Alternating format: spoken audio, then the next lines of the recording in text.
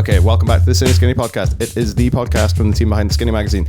I am Peter Simpson, joined today in Das Studio, ground floor in Leith, by Jamie Dunn and Ellie Robertson. Hello. Hello. Jamie and Ellie are sharing a microphone.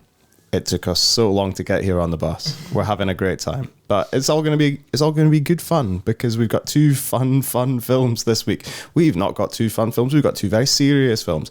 We've got The Seed of the Sacred Fig, which is the new one by Iranian director Mohammad Rasoulof, and we also have Memoir of a Snail, which is the new film from Australian stop motion animation legend Adam Elliot. And we're also going to talk about the last films that David Lynch, after his untimely passing, at a very, I have to say, thoughtless moment in terms of CineSkinny podcast scheduling from the big man. He got us once again at the end by really just having to move off this mortal coil just after we'd recorded one episode and just before we had loads of stuff planned for the next one. But you know what? We're not going to hold it against him, and we are going to talk about some of his films and why they're good and why he's a very good director and how lovely his catalogue is. As you can tell, things are going well. I'm very well prepared. But now I'm going to pass you over to Jamie Dunn. In lieu of what we've been watching, what can I say?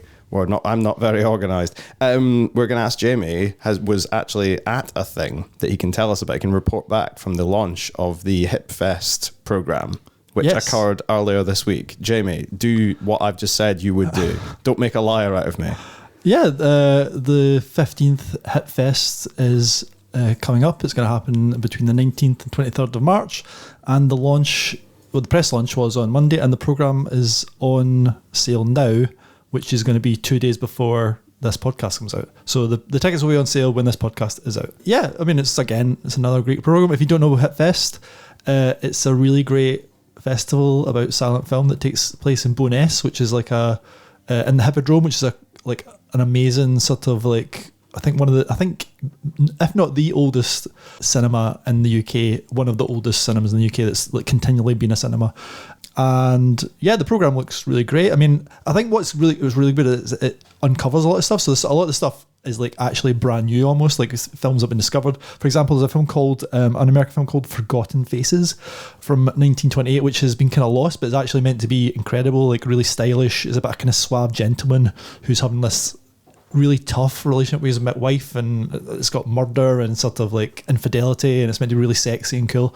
That's funny thing about silent cinema. Actually, it's before the Hays Code, so actually silent cinema tends to be quite saucy and quite inventive and actually a bit more kind of risque than the kind of classic Hollywood films we think of from the 30s and 40s. It's going to open with a bit of Tartan Hokum. It's a kind of American look at Scotland. So it's a film called The Pride of the Clan, which has Mary Pickford, who is a massive silent star, and it's about her becoming the head of the household. She's a teenager who suddenly becomes the head of the clan because her father dies. I saw a clip of it. It looks amazing. There's a scene that looks like it could be out of Titanic, her on a fishing ship that's going down, and yeah, it looks pretty cool. But yeah, there's lots of good stuff. There's Hitchcock's first film is in there. That's to do with there's a season dedicated to Alma Revel, who was his wife, but collaborator. She edited a lot of his films, wrote a lot of his films. So they're showing a couple of her films, and obviously they're showing one of Hitchcock's. There's an early John Ford film about horse racing, which looks really cool. Yeah, just lots of good stuff. And I would heartily recommend just going along, because the cool thing about HippFest is not only are these films going to be being shown, some of them for the first time in Scotland, or the first time in years since they were originally shown, they all get shown with live music. So either kind of improvised piano, or somebody will make a specific score. So that's the kind of thing. It's a really unique night, and yeah, it's not just slapstick comedy. It's not just Laurel and Hardy, although there is that there as well if you like that kind of stuff. There's a Buster Keaton film. There's Laurel and Hardy in the Morning, but yeah, it's lots of kind of weird. There's a weird film called Cave of the Spider Woman. It's this kind of amazing fantasy about a man who gets trapped by a woman who can transform him from a spider to a woman, and the special effects look incredible. It's lots of kind of webs and him getting tangled. So yeah, lots of films from all over the world, great music, and I think it looks like a pretty cool program. Amazing, and we all yearn for a chance to go to Bo'ness. And you will when you go to the Hippodrome. Oh, fucking hell, I'm going to cut this. I swear to God. That sounds lovely, Jamie. Well, I'll leave all that in. Yeah. Is it the 19th to the 23rd of March, did you say? It's the 19th to 23rd of March. So like kicks off on Wednesday night, and there's like, I would say the best day to go, I would say if you can only get one day, I would maybe do the Saturday or the Sunday, because then you get a full day of it. That's the best value for money, and they do like a weekend ticket as well if you want. So like you could do the whole weekend. Nice. Sounds delightful. Is it hippfest.co.uk? I don't think it is actually. It's on the Falkirk Council website. It's a bit weird, so it's like falkirkcouncil.hipfest or something. Yeah. But if you look up HippFest... If you use Google and type in HippFest, you'll find us. If you use noted upstart website google.com, you will find more information. But yeah, so that is the Hippodrome Festival of Silent Film. Right, let's talk about films. Let's talk about The Seed of the Sacred Fig, which is the big new release of this week coming. It's by Iranian director Mohammad Rasoulof. So Iman is a father who gets a new job as a judge/investigator for the Iranian regime. His daughters are eagerly watching the women's rights protests that are going on outside the window and on their smartphones. And his wife is trying to keep the peace and keep everybody kind of from doing anything too extreme. She is trying to stop things from boiling over, but when Iman's gun goes missing, he uses increasingly draconian regime-style tactics to try and get to the bottom of the things that have been occurring. So Saheli Golestani plays Najmeh, Iman's wife. Misaj Sareh is Iman himself. And the two daughters, Sana and Rezvan, are played by Sitara Maleki and Masi Rostami. A film that, you have to say, baller alert coming up. Mohammad Rasoulof smuggled out of Iran and then legged it from the country and has beat the rap, I believe. He is in Germany. And I think that this is technically Germany's entry in the Oscars Best International Film race. It is quite long, and it does feel Oscars-ish. It's a big drama, Ellie. Mm-hmm. But what did you reckon to it? I loved it. I found it so interesting. I thought it was one of the most interesting things I've seen in a while. Like you say, it's a very long film, but in that sort of way where you are just compelled the whole time, so it doesn't necessarily feel as long. Like, there's so much interesting stuff going on that is happening like directly in front of us. Like you say, there's this sort of intrigue, this big question of his gun's gone missing, where is it?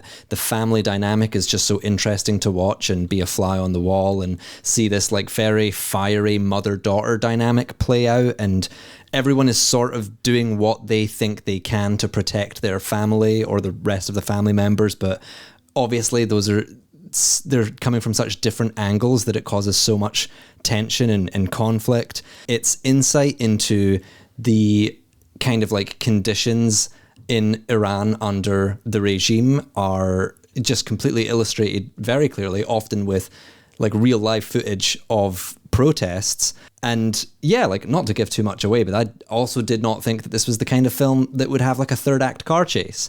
So loads of interesting stuff that's happening imminently, but there's also loads of interesting stuff going on in the periphery, loads of interesting symbolism.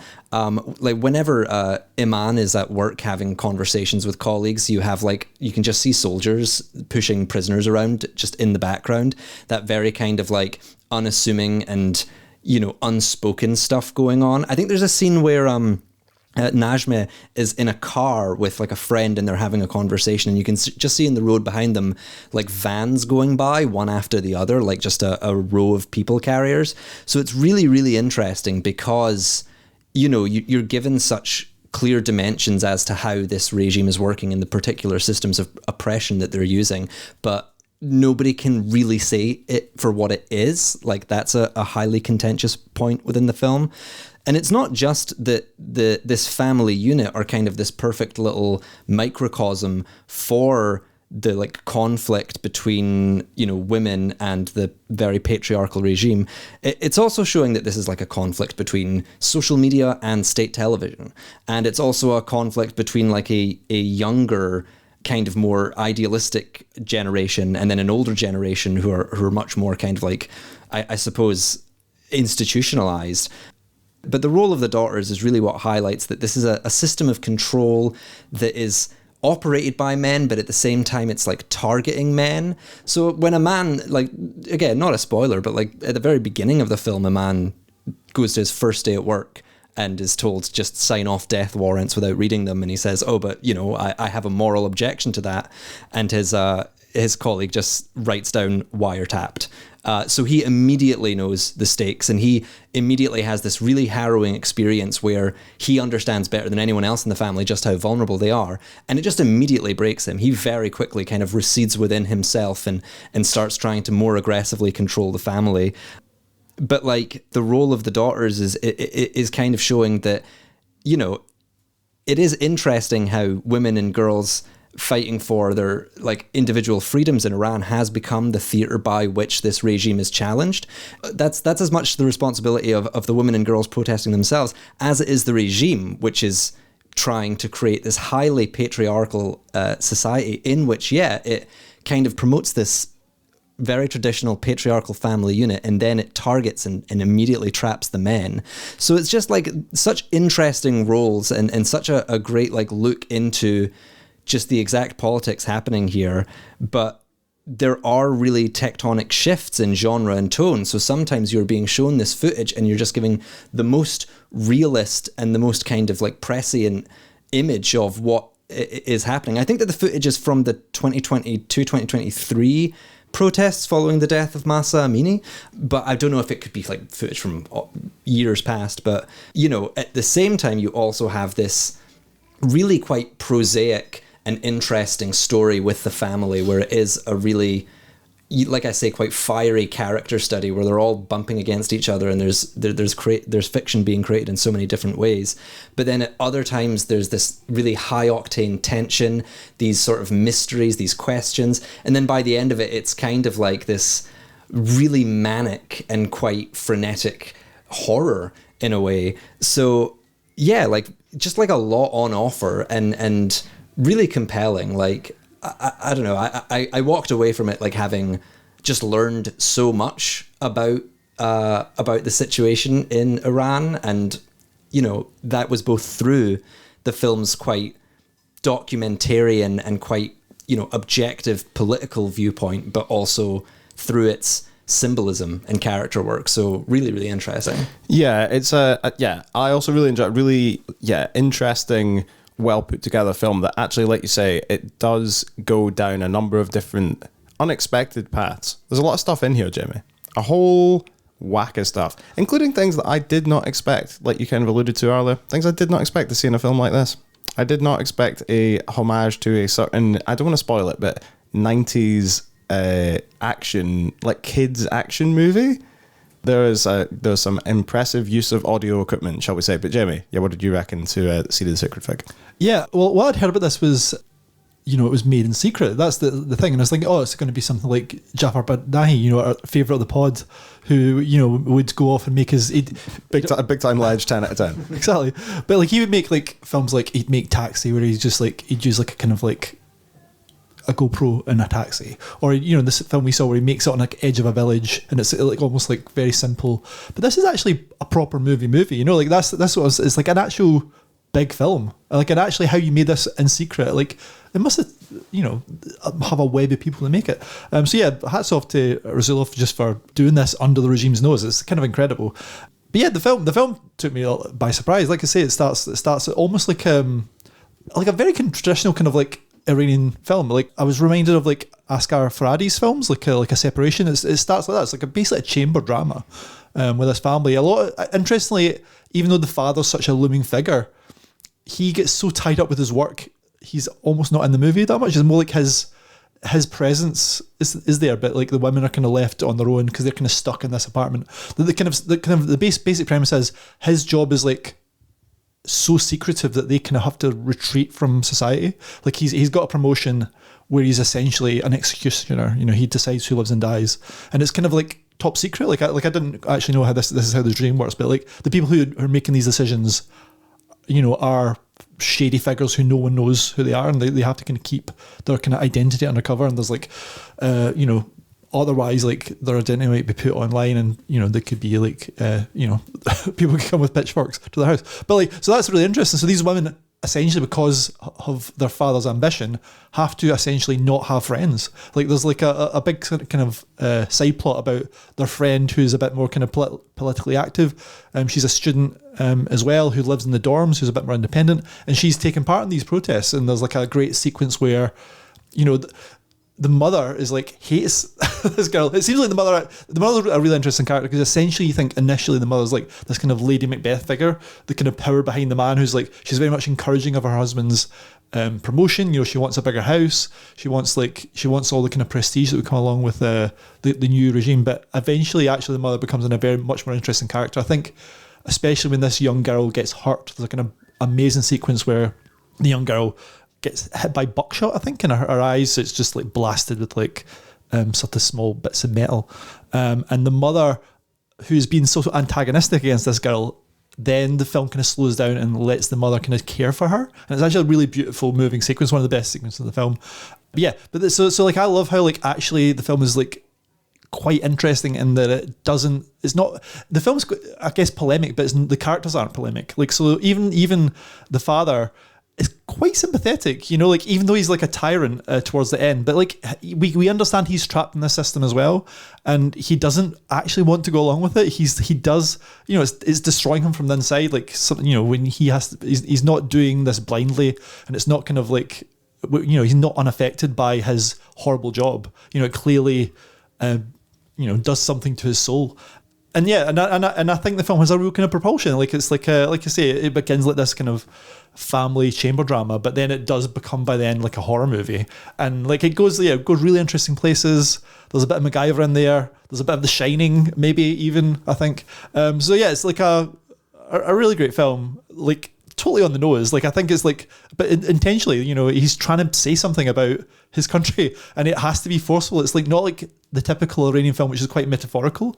You know, like quite often, like somebody like Abbas Kiarostami will make a film and he won't mention the regime at all, but obviously that's what it is. This is like metaphorical, but also saying the regime are fucking bastards and evil, and you have to be stopped.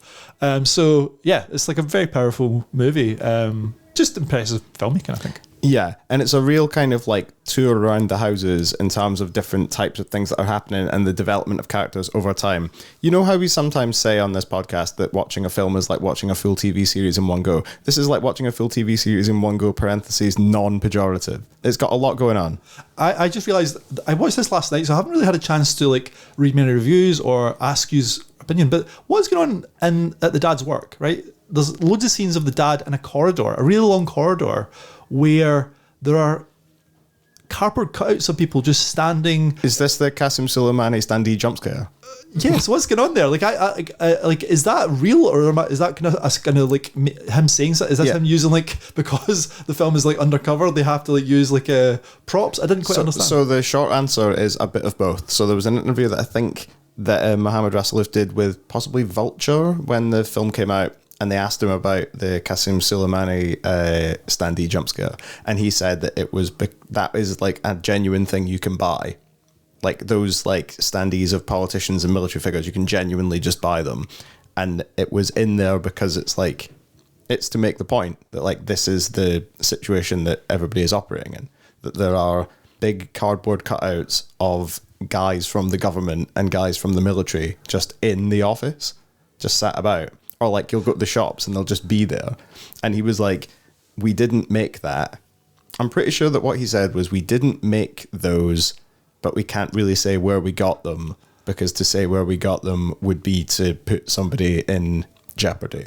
Yeah, I didn't know if they were literally there or if it was some sort of like... No, it's not non-metaphorical. It's very much a real cardboard cutout of... it does create this really like effective, strange sort of like sinister environment where we keep going back to this one shot where it's like, yeah, you're looking down the length of a corridor, but all of these cardboard standees posted at each door are staring back down at you, and it's very unnerving. And I think that the film, like I say, it has lots of interesting uses of symbolism. So there's also this recurring thing about how we hear about what exactly it means to be arrested during a protest, and essentially what is explained is that you are kept in solitary confinement until you agree to give a confession in front of a camera. No matter whether or not you actually did it, if you want to be free, you have to give the confession. So this does obviously like come back up in a later way, as we say, he becomes like more draconian. But that particular scene where we see how this camera gets used is very interesting. It's sort of like, I don't know, like really thrown in our face. And I think like this shot with all these cardboard standees, it's quite unnerving because there's something very artificial staring down at you, and it just sort of, I think, adds to the atmosphere of this vision of Tehran where everybody's kind of like watching you. Everything's being watched. It's highly surveyed. You're being surveyed by your neighbors. And like that's just really interesting. And the role that kind of, I don't know, like I say, the camera plays into that, and then we won't get into it, but there's stuff with sound equipment later on in the kind of finale that's really interesting. So there is something to be said for, I don't know, like observing and understanding each other that plays really well both into this kind of like tense family relationship where they obviously have a lot of history, but also into the political allegory of the film and what it means to live in a place where you're constantly being turned against each other. Yeah, it is truly a big bit of business, this film. I feel like our letterbox scores are going to be very positive today. I've got a good feeling about this. Ellie, for Seed of a Sacred Fig, what did you think? I would say 4.5 stars. Excellent. That's a good high number. That's almost the highest number you can get. Jamie, what do you think? Yeah, I think I'll go. I'm going to give it 4.5. It's probably a 4-star film, but 4.5 for the kind of like the audacity of making it. You're in the face of the regime, and just like, yeah, it's an important film. Like we need these type of movies to like, talk to power. Yeah. Yeah. Sorry, just because you did mention it earlier on how the cast and crew essentially had to flee Iran as a result. I read somewhere, I don't know how verifiable this is, that like the people who play the matriarch and the patriarch, Aman and Najma, Misar Zara and Suhelia Golestani, apparently did not make it out. So I think that's also, I don't know, like big ups to this cast and crew. This is an incredible piece of filmmaking. And like you say, like this sort of more discreet guerrilla style filmmaking usually doesn't produce something so kind of like, I don't know, huge and epic. So I don't know, like just, yeah. Thoughts and prayers to the people still there. Mohammad Rasoulof doesn't have any fake friends in his circle. He's not getting draked by anybody. I would also give this. I don't believe in half stars, but I'll give this 4.5. Got to give it a half-star bump. That makes it so easy. The sheer chutzpah of it. So yeah, Seed of a Sacred Fig is out in cinemas from the day after this podcast comes out, the 7th of February. Go and check it out. It's very good. It is very long, but it is very good. Okay, we'll keep it moving with review number 2. It's a Memoir of a Snail, which is a new film from Australian stop-motion ace Adam Elliot. So, a snail-obsessed woman is recounting her life and times following the death of her best pal, Pinky. Everyone smash your klaxon for stop motion animation. It's back for the second time in 2025. Can this beat Wallace and Gromit? Spoiler, no, but we're still going to have a fun time talking about it. So yeah, written, produced and directed by Adam Elliot. Voices of Sarah Snook from Succession, Cody Smith-McPhee, Eric Bana, Jackie Weaver, not that one, and Nick Cave also has a cameo as well, alongside a bunch of other people. Now, Jamie, was it Adam and Eve? Was that the name? What was the name of... Mary and Max. Mary and Max, close enough. I mean, miles off, but there you go. So yeah, Mary and Max, one of these films that has kind of become something of a touchstone when people talk about this kind of animation. And I believe, was it about a decade since Adam Elliot had made a feature film? It was a long time. Yeah, I think that was his last film. I could be wrong, but like if he might have made something in between. But that's the last one I know got a big release was like Mary and Max. So this film has been in the works, Memoir of a Snail, for a long time. How would you describe it, Jamie? I would describe it as quite downbeat, shall we say? Yes, downbeat and downcast. Yeah, I mean, if you depressing, glum. Jamie, continue. Yeah, I mean, if you are a fan of Mary and Max and it has like a massive cult following, that was a bleak film, a weird film about a depressed middle-aged man from New York who becomes an accidental pen pal with a kind of lonely girl from Melbourne, and that sounds creepy, but actually it's a really sweet film about being depressed and lonely, and actually it was really uplifting, I thought, in a weird way. And Elliot has such a kind of instantly recognizable style. He likes kind of almost monochrome look. Like Mary Max was pretty much black and white with like these kind of splashes of red, and this one's very much more kind of like earthy colors, browns and greens and blacks. Yeah, and he loves kind of the grotesque. His characters are so distinctive. Like Pinky, for example, is amazing. She's like I think she's described by Grace as always wearing corduroy, and you can't tell where her jacket ends and her face begins because she's so wrinkly. And yeah, it's just, so it's like a joy to watch these faces. And the animation is just so detailed. Every frame is just crammed full of stuff. Like, it's like, it looks so lived in. It's part of it's because Grace is a hoarder. She like a kleptomaniac who steals snail things. Her house is just full of like snail memorabilia and things like that. But yeah, it's just like full of clutter and like, you know, it looks like a real environment. You can see everything's been handmade and like touched by hand. There's a great opening sequence where we go through all this kind of debris. Really good, you know, and it's a bleak film, you know, it's like about twins who like just basically people around them die, you know, in horrible ways. But there is like lots of kind of like just like moments of humour throughout that kind of makes it not feel bleak. I think even though if you describe what happened to these twins, it does sound like, you know, like Lars von Trier or something. It sounds like so horrible, but like actually it's got like, it's very whimsical film, I think. Like kind of like the humour is like, I wouldn't say it's laugh out loud funny, but it's like, I was smiling a lot. Pinky did make me laugh. Pinky is like, I guess, like the funniest character and the most joyous character. So it's like a great film, I think. Like looks great, but I've got one major flaw which I think kind of like just like hobbles the whole production, and is that Elliot is just too reliant on like voiceover. Like the film is just essentially just one basic monologue, apart from the kind of like towards like the end it becomes more of a drama, but it's like just essentially Grace recounting her life to a snail as it slowly moves across a garden.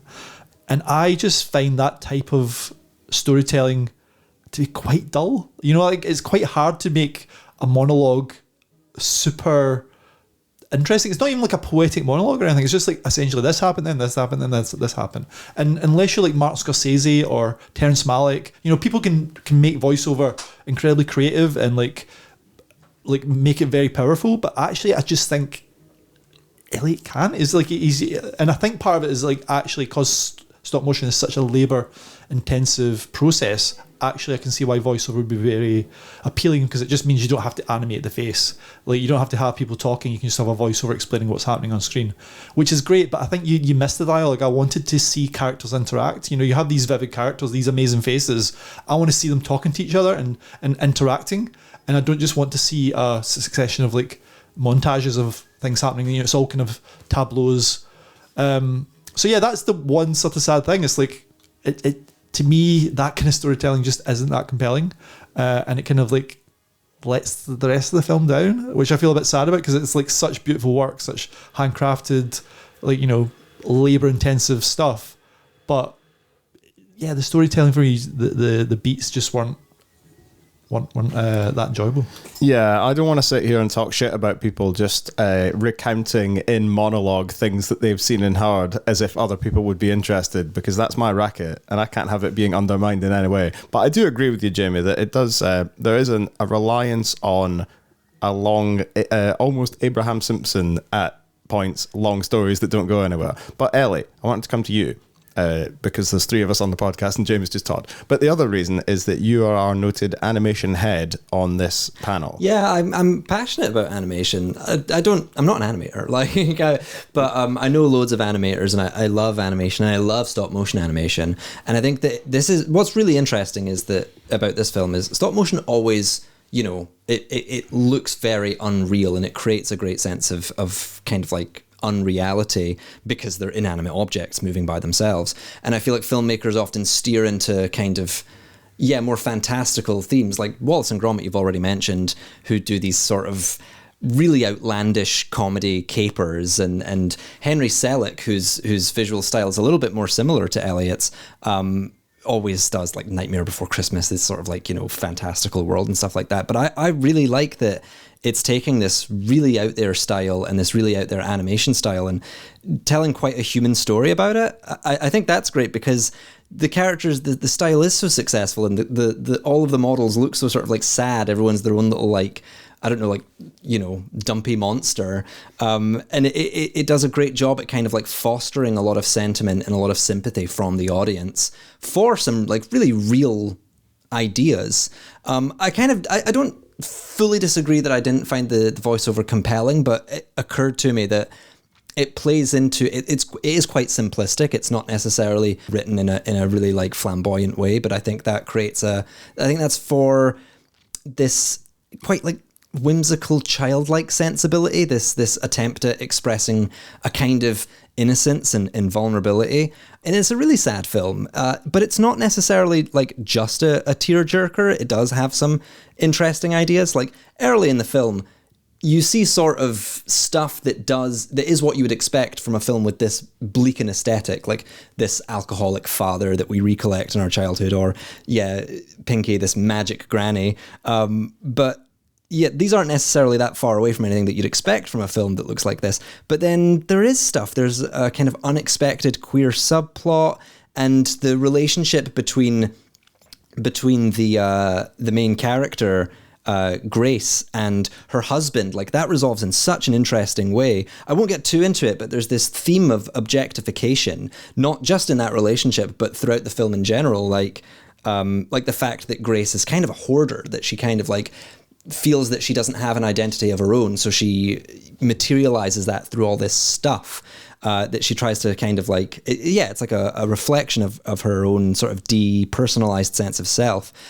And I think that's such an interesting thing to try and get at with a film where everyone is an object. All the characters are just lumps of clay. Though, you know, I do wish that if those themes were maybe interrogated a bit more or felt a little bit less like an afterthought, that this would be a much greater film. But I still really enjoyed it. And like you say, it's got a great tone. But it is something that I always think about watching stop motion, is that, like you say, Jamie, it's like a labor of love. It's so labor intensive. Unlike other forms of animation or live action cinema, the filmmaker is, as we know, like placing the models, taking a picture, placing the models, taking a picture. And it takes years and years to create like a full film like this. And what you're not seeing between every frame is the filmmaker having their hands on the characters, the props, and the set.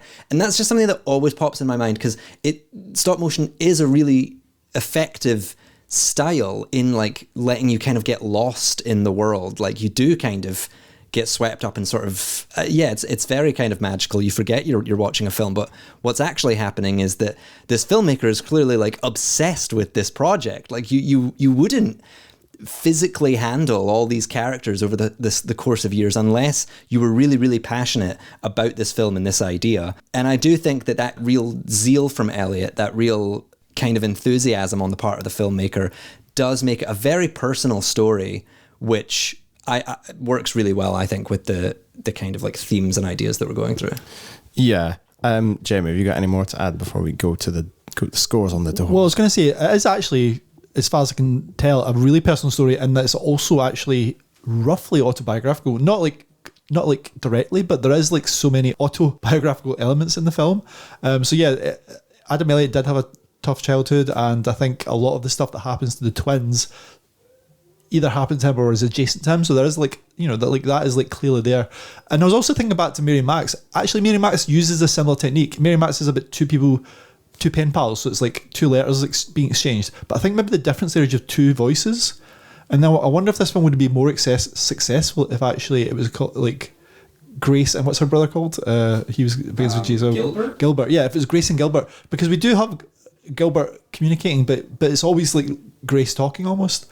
So like maybe we could have had more of Gilbert. That would actually made the film a bit more balanced, because I think thinking back, Mary Max is almost the same technique, but it never felt like I was just like in somebody's head all the time. You had two very different voices, this kind of depressed middle-aged guy and this kind of chirpy like little girl from Melbourne, and that made the film really fresh and zingy when you had the two voices. Maybe actually that would have been more successful, but you know, you don't want to go to the point where you're rewriting films, but I'm just saying it's just such a big problem for me that despite all the great stuff that's clearly in the film and the great talent of this guy, it does make it hard to sustain a 90-minute or longer film when you're just hearing one voice talk at you for a long time.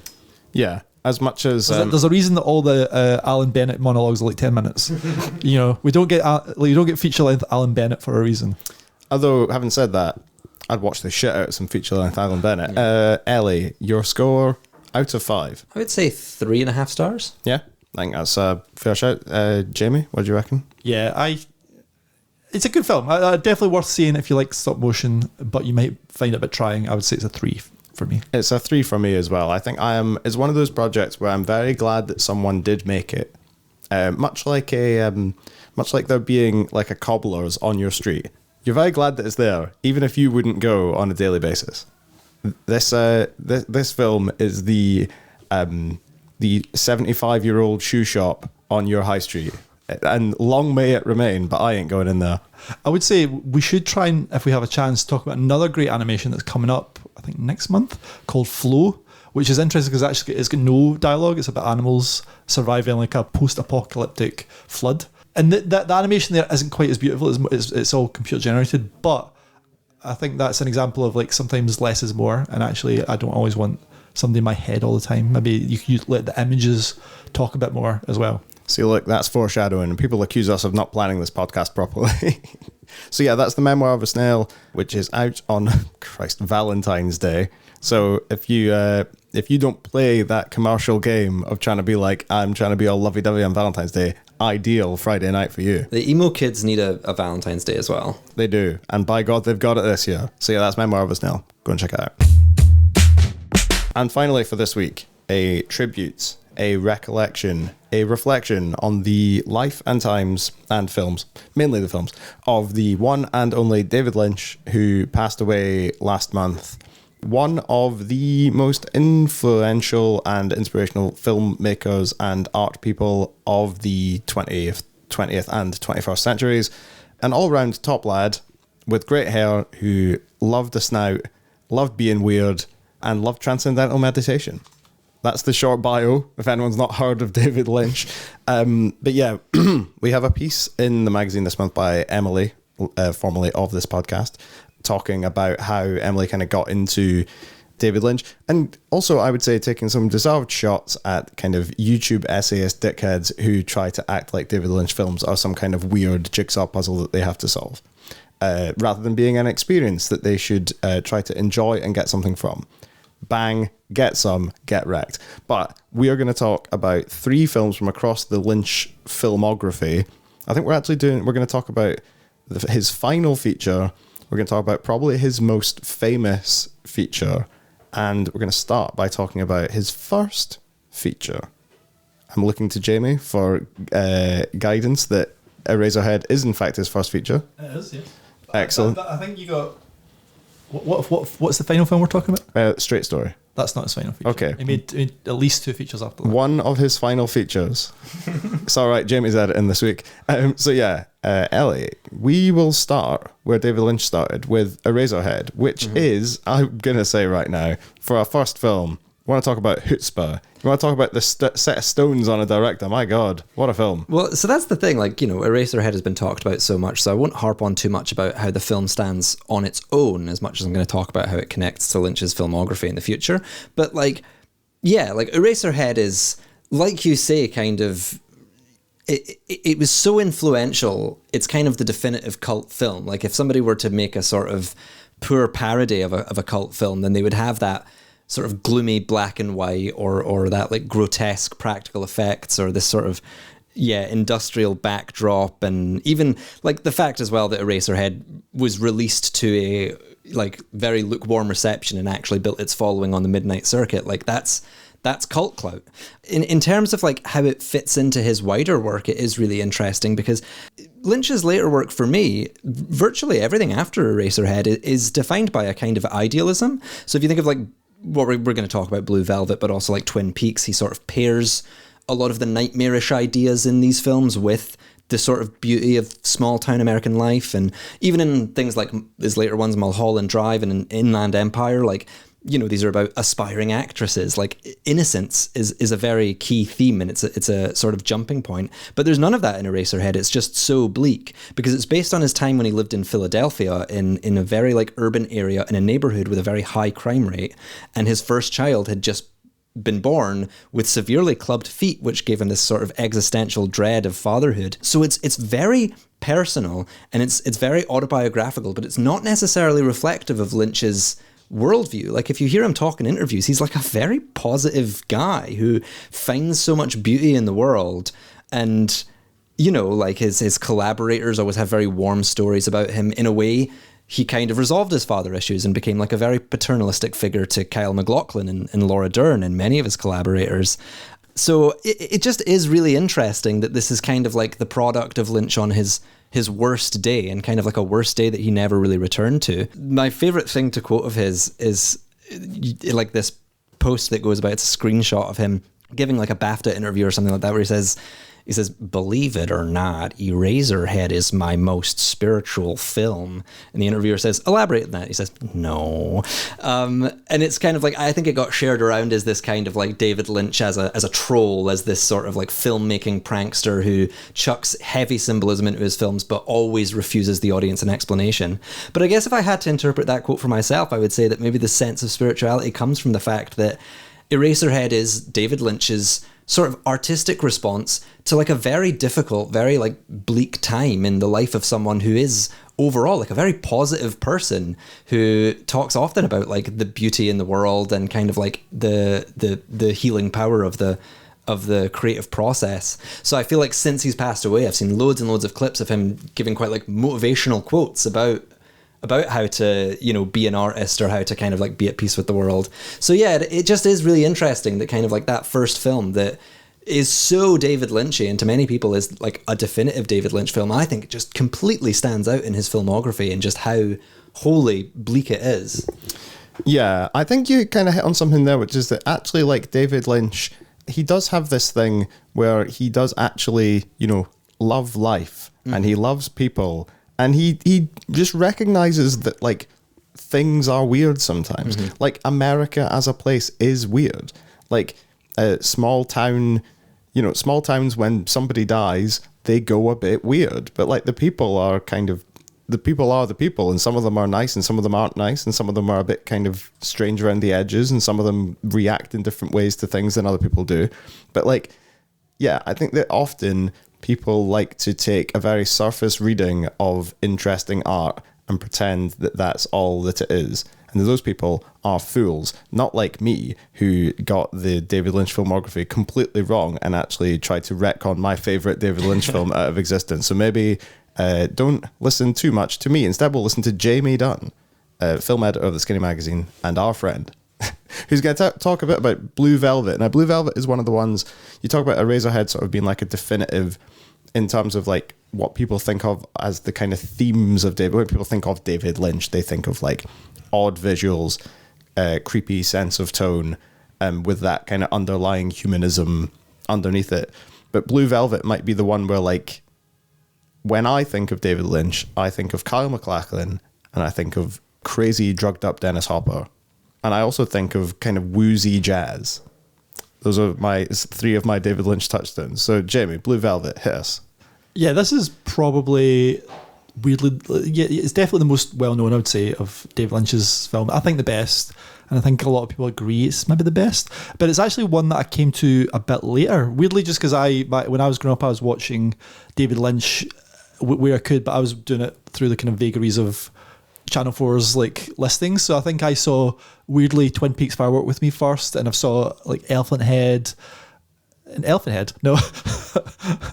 Man, haha, now the shoe is on the other foot. It's not just me who is the fool. Jamie, continue. Elephant Man, and you know, like I definitely saw the Straight Story, but it wasn't until I went to uni, and I remember very like distinctly going to like a midnight screening at the Grosvenor when the Grosvenor still showed like really cool films.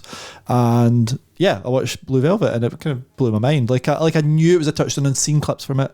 I'd seen David Lynch being interviewed about it, but yeah, watching the film is quite an experience. And I don't think it's exaggerating to say it's maybe one of the most influential films of the like post New Hollywood age. Like I mean, I think it's so interesting that David Lynch in it's amazing that his first film was 1997, the same year that Star Wars comes out. You know, like Star Wars is like the film that. What's up? 1977. Oh yeah. Haha. Sorry. I don't know why I'm being so gleeful on this. Like sometimes I can just make a mistake and get. You know what, Jamie? Continue. Yes, I meant to say. It came out in 1977, which is the year Star Wars came out, and that's like when historians kind of reckon that, you know, essentially American cinema dies, because this is where it goes from being like a system where the director's in charge and making quite artful films, and then it becomes a system where the producer's in charge and making more kind of blockbuster kind of mainstream films. But then at this exact same time, you have David Lynch appears, you know, who becomes the kind of like the most creative force in American cinema.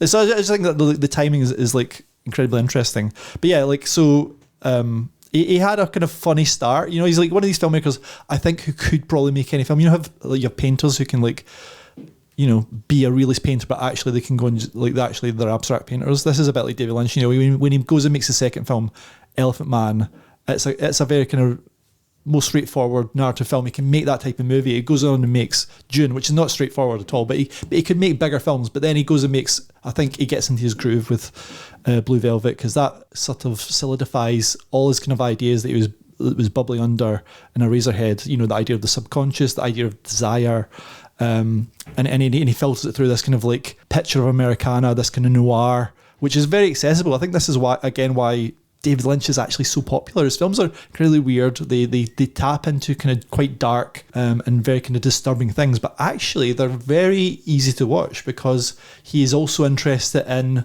soap opera and noir and crime and sort of like the nuclear family, things that are fairly familiar from. So he's taken from Hitchcock and all these other elements, but then he's digging into his subconscious to also tell this dark story. So Blue Velvet is like, on the surface, a very simple story about some teens who get up to mischief and like try and investigate this crime that's happening in their town. You know, Kyle MacLachlan's returning home from school because his dad's had a aneurysm on the perfect lawn, and he finds out back an ear, and that kind of, he becomes obsessed, but he needs to find the what's happened, and it becomes a mystery film where the mystery is actually never resolved. Like, it's a crime film where actually we don't know what the crime is. We do not ever know what Frank is up to.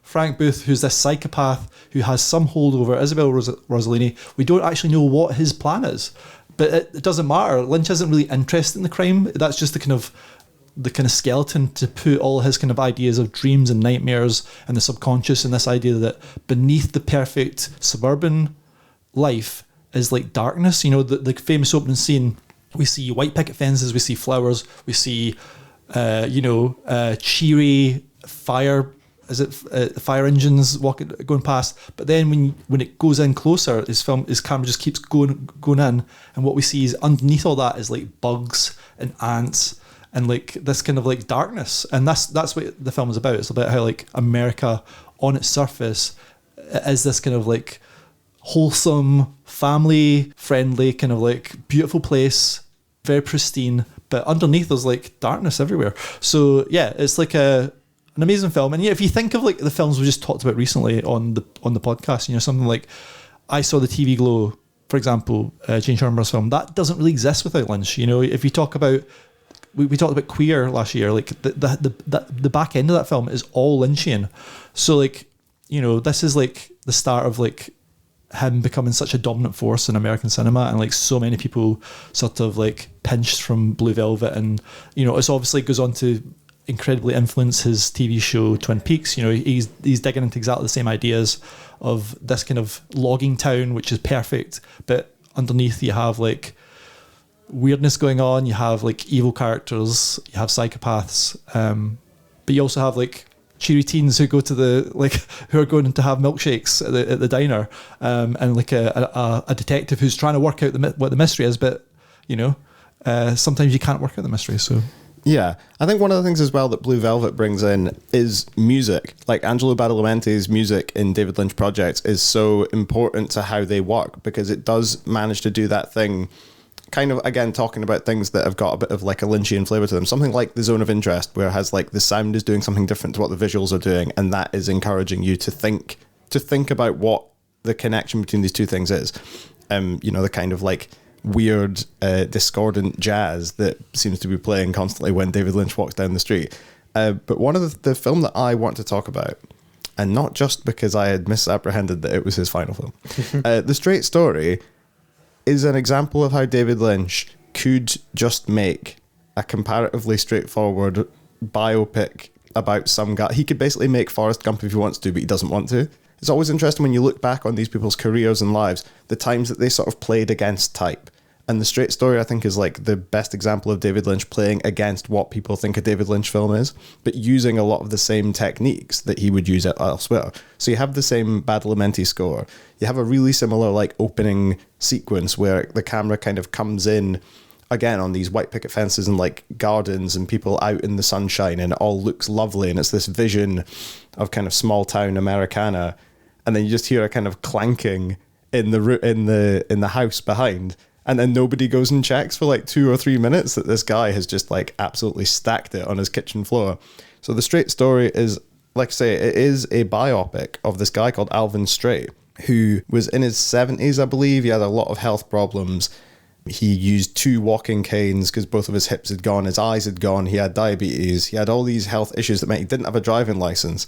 And then his brother, who lived like 2 states away, like 400 miles away, his brother has a stroke. So he decides he's going to take his ride-on lawnmower and drive across these multiple states to go and see his brother, which has a very kind of like, there's something kind of Lynchian about this kind of like weird guy doing this odd thing. But there's something about the way that David Lynch talks about people, especially just like regular people, that he's able to like humanize them and make them into like really compelling characters, but without having to make them into a big spectacle, if you know what I mean. Like Alvin Straight is clearly like an eccentric, interesting guy, but he is also just like portrayed as this, just an old guy who wants to do this thing and wants to kind of see his brother and kind of bury the hatchet before he runs out of time. And there's just something about like when you look at what The Straight Story is, it's such a straight story, he said, smashing the invisible drum kit. But because of the way that, like Lynch uses music and uses color and uses those kind of like long tracking shots that don't seem to be showing anything, you always wonder, is something going to happen that's like a bit creepy or a bit weird? It's like, no, just sometimes for all this stuff of like David Lynch exposing the dark underbelly of America, you can tell that he really actually has a soft spot for that kind of 60s Americana, has a soft spot for, like Jamie was saying, for like soap operas and things like that. And he just really appreciates visually and kind of thematically this idea of like small town life, and the idea that like the life that people are living is worthy of talking about, whether they're finding an ear in the back garden or finding their dad like upside down on the living room floor. The other thing about it is The Straight Story has resulted in possibly the hardest photograph ever taken, which is there's a scene in The Straight Story where there's a fire crew doing a drill on a burning house, and there's a shot from David Lynch on set with a burning 2-story house behind him, just staring directly into the camera, wearing like a Panama hat. And it is the perfect shot-for-shot recreation of that meme of the little girl standing in front of the burning house. And you know what? That's David Lynch for you. He goes out, he makes he basically said, like I said, he says, I'm going to make Forrest Gump, but better. He burns down someone's house, and then he wins my heart. He wins my heart, my undying respect. Big man, done it again.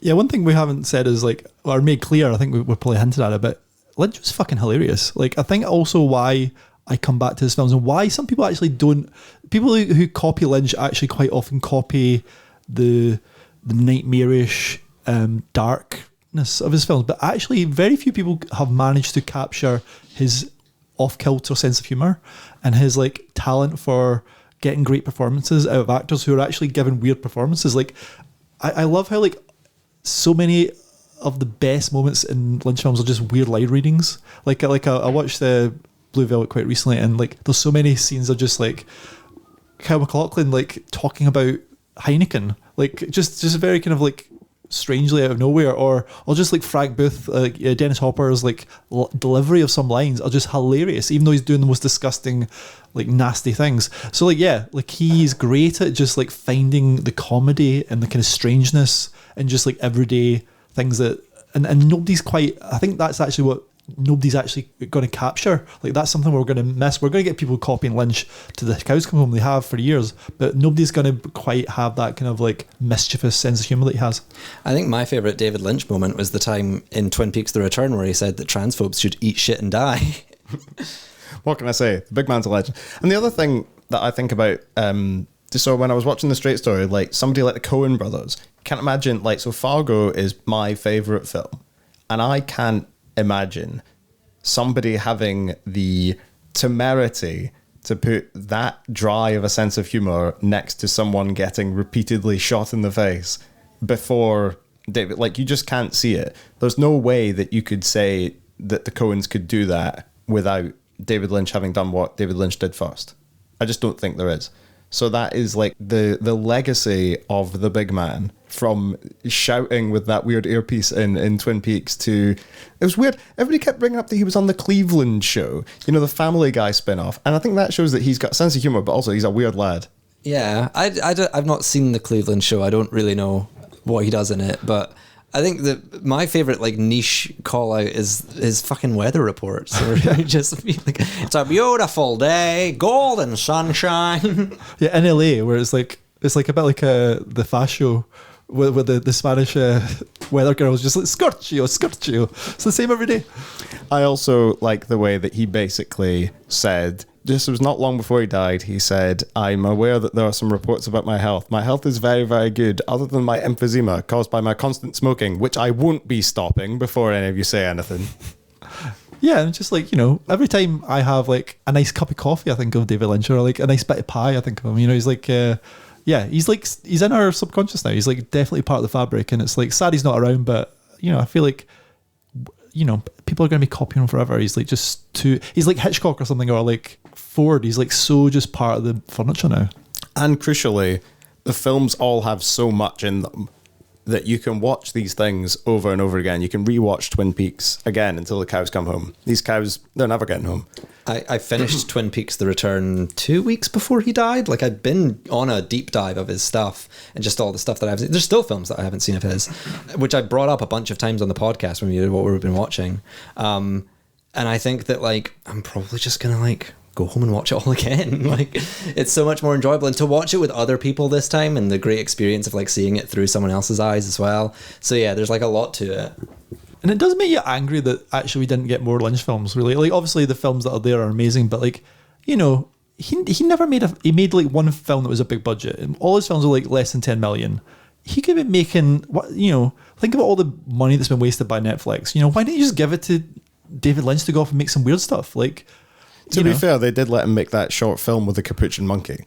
So I mean, maybe if they had come along 10 years earlier, it is that crazy thing when you think, like you say, there's that sliding doors kind of thing of like Star Wars and Blue Velvet coming out in the same year. Imagine what life would be like if Netflix had come along, like if the changing way that films are made, where we kind of change back to Studio System 2.0 to Studio 2 system. Imagine if David Lynch had just come along at that point and was like, I'm going to do Star Wars. Yeah, he wouldn't have wanted to do anything that he didn't. He tried to do Star Wars when he did Dune, but he wouldn't have wanted to like make stuff on demand by the end of his year, even if you pumped them full of money. He'd be like, oh, fuck this, I'm going off to the Cleveland show. Well, there's also a great story how like George Lucas invited him up to his ranch because he wanted him to direct Return of the Jedi, and then I think David Lynch was on board until he showed him the Ewoks, and then he just like, this is silly. Like he, if you can find that clip, he tells a great story of like being invited to George's house and how he like had a migraine, and he's like, oh, I hated this. And this is the thing as well. Like, the man's got a sense of humor. He did all that stuff with the cow for Inland Empire, like standing on people's front lawns and just shouting Laura Dern's name into a loudhailer. His sense of humor is just different and better than yours. He's the big man, and he will be missed. You can read Emily's piece on David Lynch in this month's magazine. It's very good, and it's basically all about how, kind of like we've discussed here, like you have to appreciate these films as works of art. I think that in many ways will be a large part of his legacy, that like his films were genuinely both unexplainable and often did not need an explanation. And that's all you can ask for. That and massive commercial and critical success. Loads of people loving you and people talking about you on a podcast after you're dead. I think we're probably done for this week. So thank you, Jamie and Ellie, and thanks for sharing the microphone. Cheers. Thank you. We will be back in 2 weeks' time. I don't know who the we will be because I'll have been on holiday all week. So we'll see you near the time. I mean, I don't know why I mean, Jamie's editing this one, so you can cut that out as well. And yeah, we'll be back in 2 weeks' time. You can follow us on various socials. We're at the CineSkinny. Thanks to everyone who came to the GFT for our Queer Cinema Sundays screening. It was lovely. And yeah, HippFest, as Jamie mentioned, is in March, and you can read more about it on our website, and also just Google HippFest. This episode brought to you by Google and unnecessary interruptions to remind Jamie to edit something out. Yeah, we'll be back in 2 weeks. Thank you and goodbye. Bye. Bye.